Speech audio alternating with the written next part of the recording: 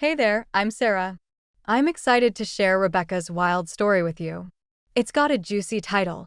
I let my sister's in-laws crash at my place during a work trip overseas, but when I got back, they'd changed the locks. My sister just shrugged and said, "Go rent an apartment." So I called the cops and savored their meltdown. Let's dive in.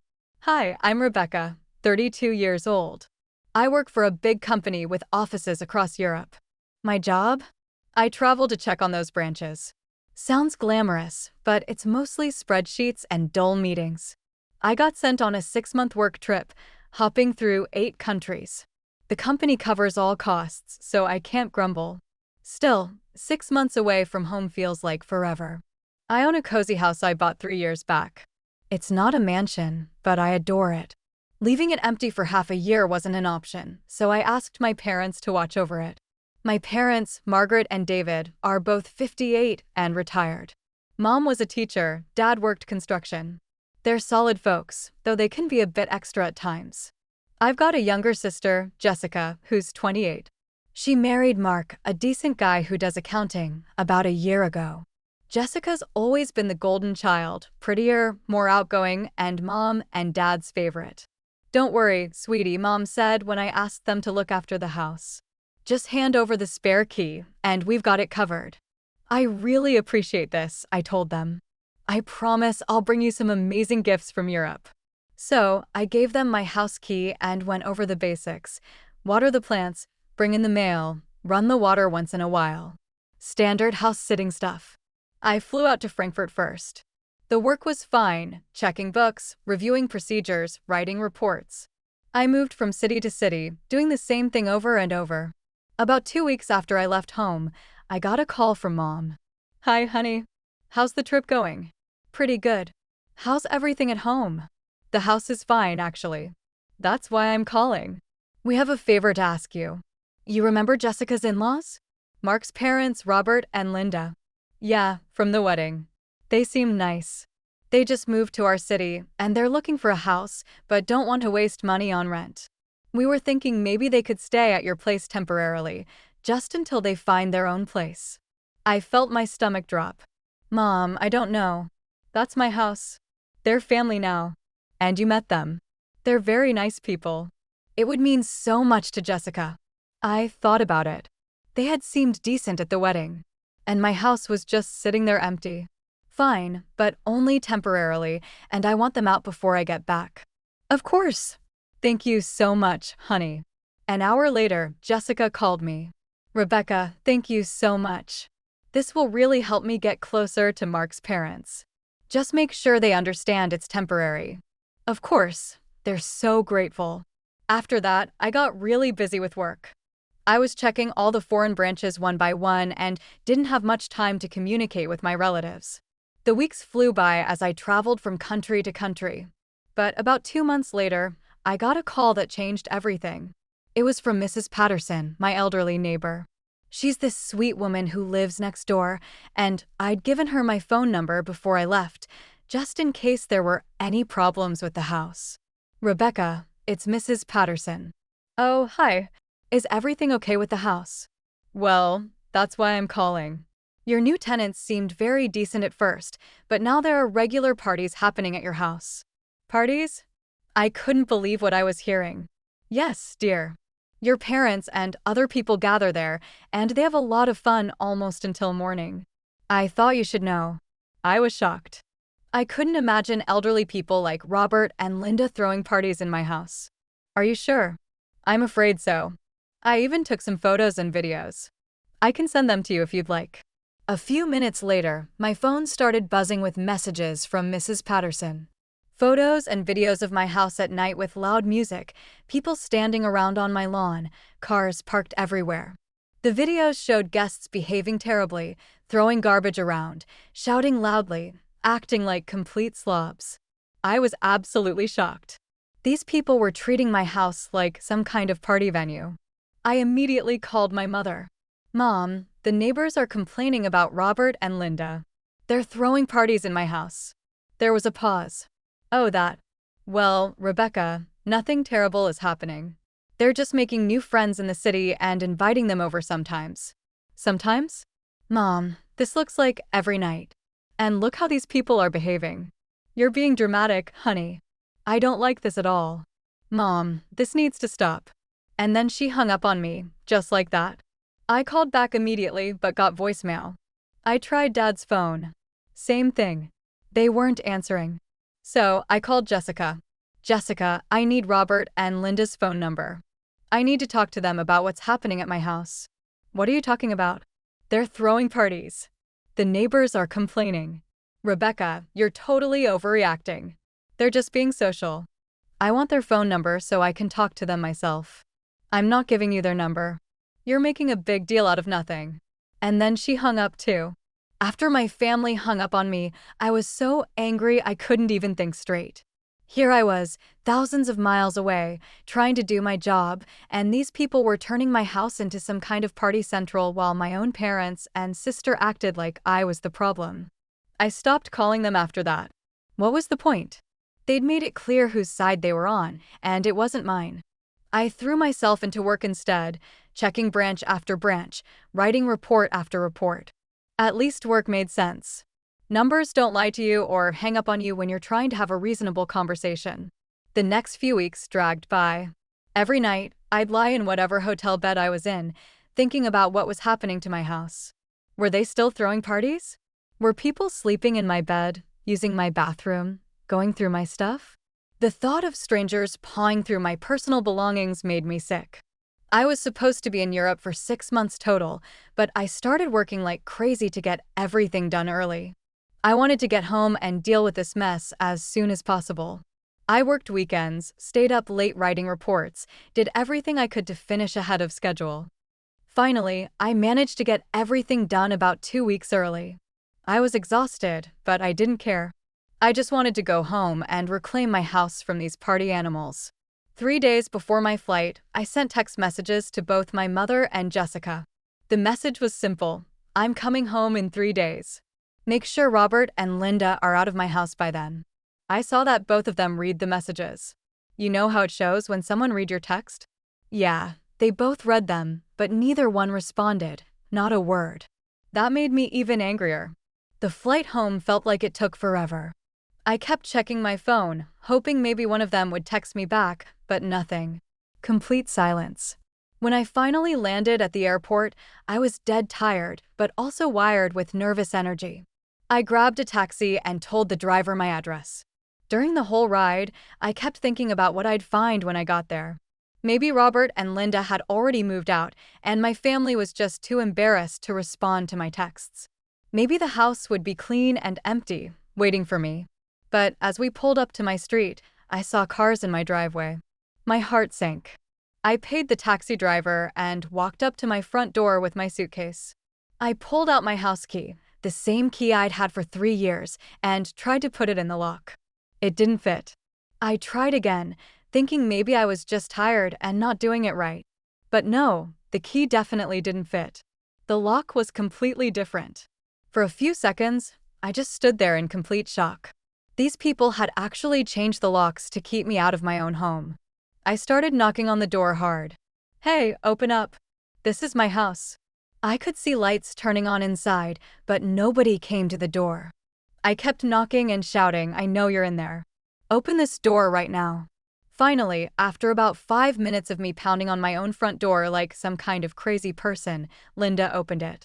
She was wearing a bathrobe and looked annoyed, like I was bothering her. Rebecca, you're back early.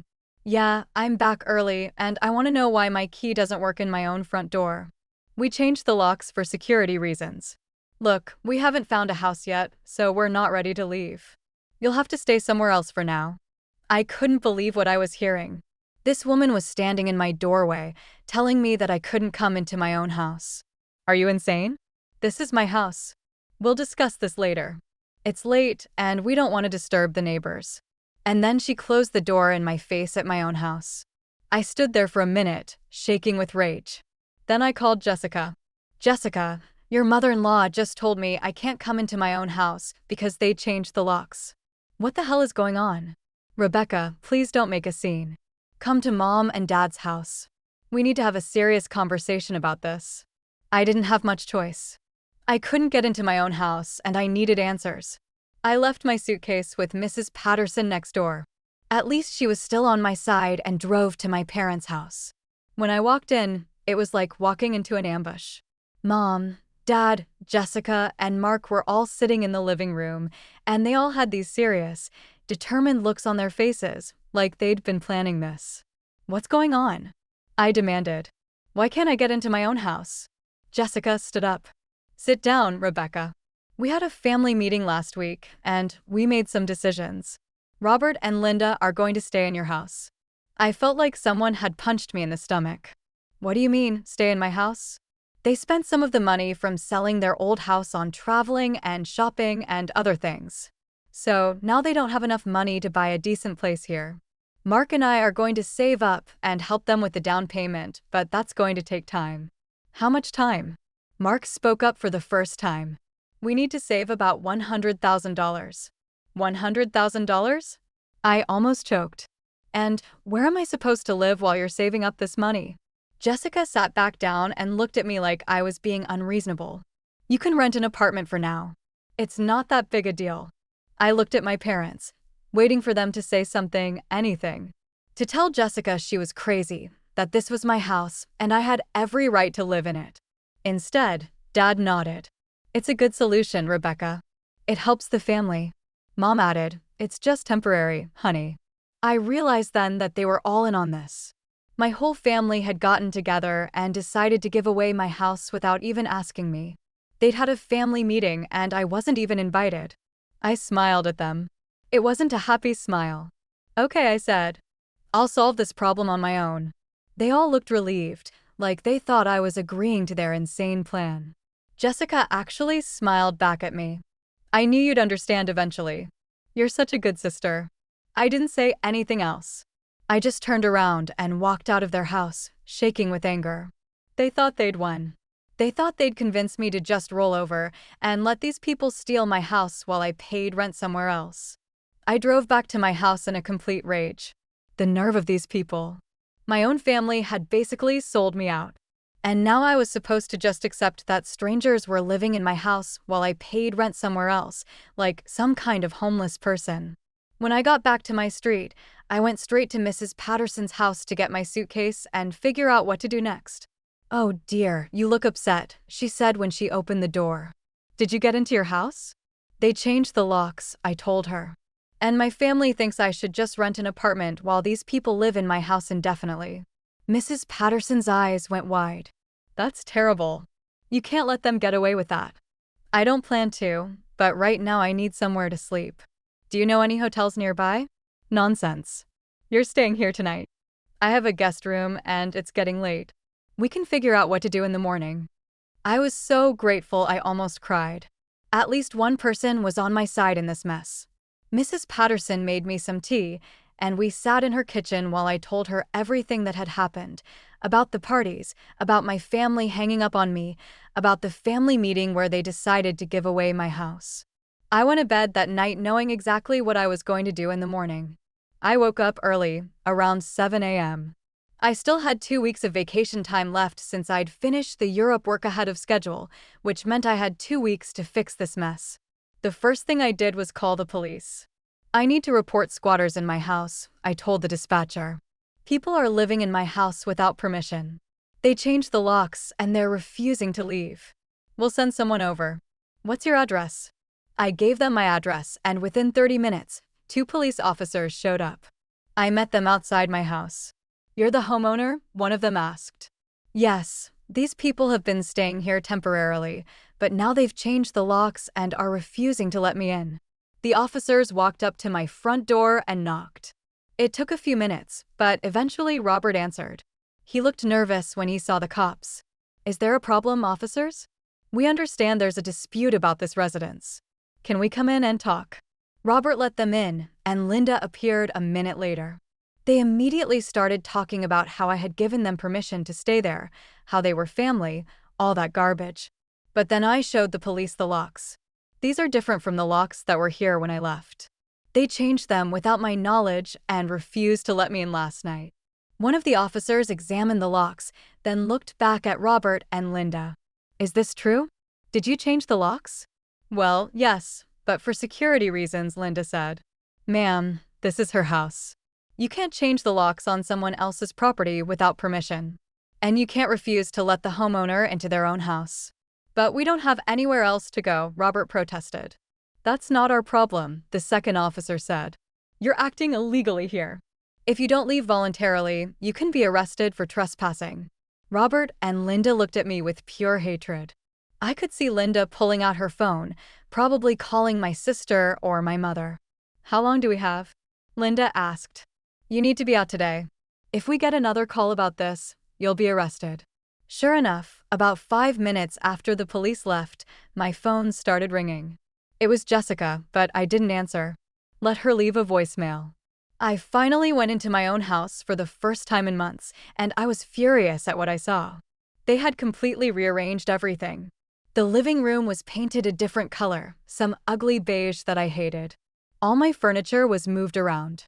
They had hung their own family photos on my walls. There were stains on my carpet that definitely weren't there before. What the hell is this? I said to Linda, who was standing there watching me. It's just paint and some pictures. If you don't put everything back the way it was immediately, I'm going to sue you for property damage and demand compensation for illegal renovations. That got their attention. They looked at each other nervously. We'll change it back, Robert said quickly. You better do it fast. They started packing their stuff and taking down their photos. I watched them like a hawk, making sure they didn't damage anything else or try to steal something. About an hour later, I heard loud voices outside. Then my front door burst open and in came my parents, Jessica, and Mark. They all looked furious. Rebecca, what have you done? Mom yelled. You called the police on Robert and Linda. They were squatting in my house illegally. Of course, I called the police. Their family, Jessica shouted. You're being selfish and you're ruining my relationship with my in-laws.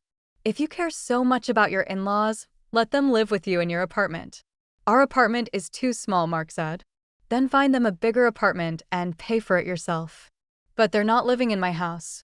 Dad stepped forward. Rebecca, be reasonable. Where are they supposed to go? I don't care where they go as long as it's not here. Jessica's face was red with anger. You're being horrible. They spent their money and now they need help. They spent their money on parties and travel and shopping. That's not my problem. They're going to think I come from a family of selfish people. Maybe you do. Jessica looked like she was going to cry or hit me. I couldn't tell which. I picked up my phone and held it up. You all have exactly 1 hour to get out of my house, or I'm calling the police again. We all stood there, glaring at each other for a minute. Then Robert and Linda came downstairs with their suitcases. We're ready, Robert said quietly. Good, I said. They loaded their stuff into their car while my family stood around looking defeated. Before they left, Linda gave me one last dirty look. This isn't over, she said. Yes, it is. My parents, Jessica, and Mark left right after them without saying another word to me. I watched them all drive away from my living room window. Then I locked the door behind them and finally, for the first time in months, I was alone in my own house. I called a locksmith immediately and had all the locks changed to new ones. Then I called a cleaning company to come deal with whatever damage these people had done to my house. For the next few days, I just enjoyed being home. I slept in my own bed, cooked in my own kitchen, watched TV on my own couch. It felt amazing to have my space back. I went back to work after my vacation ended, and life started feeling normal again. Nobody from my family called me, which was fine by me. I figured they were all mad, and eventually they'd get over it. Or maybe they wouldn't. Either way, I had my house back, and that's what mattered. For about 2 months, things were quiet. I worked. I hung out with friends. I did normal people stuff. Mrs. Patterson and I became even better friends after everything that happened. She'd invite me over for dinner sometimes, and we'd laugh about how ridiculous my family had been. I still can't believe they thought you'd just accept that, she said one evening over coffee. I can't believe it either, but it's over now. I really thought it was over. I should have known better. 2 months after I kicked them out, my phone rang. I looked at the caller ID and saw it was Mom. My first instinct was to ignore it, but I was curious what she wanted after all this time. Hello. Hi, Rebecca. How are you? Her voice was different, fake sweet, like when she wanted something big. I'm fine. What do you want? I was hoping we could talk about the situation with Robert and Linda. What about them? Are they still living with Jessica and Mark? Well, yes, and that's actually what I wanted to talk to you about. Jessica is getting really tired of having them in their apartment. It's very crowded, and it's putting stress on their marriage. Okay, so they should find their own place. That's the thing, honey. They still don't have enough money for a house. They need help with the down payment. How much help? About $100,000. I almost laughed. And well, we were wondering if you could loan them the money. I did laugh then, out loud. Are you serious right now? Rebecca, their family, and Jessica really needs this. Her marriage is suffering because of the stress. Mom, let me get this straight. These people spent their house money on parties and shopping. Then they moved into my house without asking me, threw parties, trashed the place, changed my locks, and refused to let me in. Now you want me to give them $100,000. It would be a loan. With what collateral? They don't have any money. Rebecca, please. Jessica is miserable. Then Jessica and Mark can take out a loan themselves if they want to help Robert and Linda so badly. They can't afford that kind of loan on their salaries. Then maybe Robert and Linda should get jobs and save up their own money instead of expecting everyone else to support them. Mom's voice got sharper. You're being selfish, Rebecca. This is your sister we're talking about. No, this is Robert and Linda we're talking about. And I wouldn't give them a penny if my life depended on it. But Jessica made her choice when she sided with them instead of me. She can live with the consequences. Rebecca, you can't mean that. I absolutely mean that. And you know what else I mean? I mean that I'm done with all of you. What? You heard me. I'm done. You all chose Robert and Linda over me, your own daughter and sister. You hung up on me when I needed help. You had a family meeting to give away my house and didn't even invite me. You expected me to just roll over and pay rent while strangers lived in my house. Well, guess what?